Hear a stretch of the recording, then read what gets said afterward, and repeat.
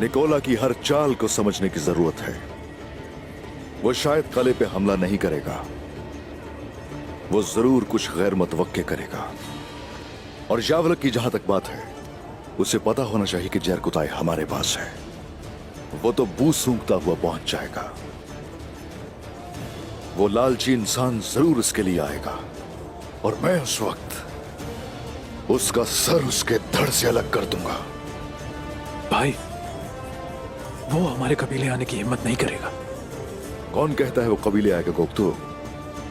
जरकुताई को लाते हुए वो हमारा रास्ता काटेगा। तैयार रहो तुम मेरे भाइयों। काइयों के हर दुश्मन से मैं लाजमी हिसाब लेकर रहूंगा।